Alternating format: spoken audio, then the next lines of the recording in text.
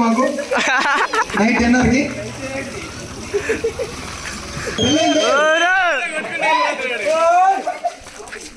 నిదానం గారు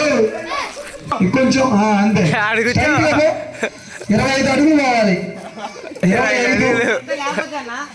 25 వెళ్ళు అయిపోయింది సరిగ్గా ఛాన్స్ అంటే బొమ్మలు ఇచ్చిన దానికి మేము నీకు అబ్బా 3 సార్లు ఇచ్చారు అవకాశమా నా మాట విను మొదలన్నా టైం లెఫ్ట్ రా నేను చెప్పిన మాట విను అంతే వెరీ గుడ్ అంతే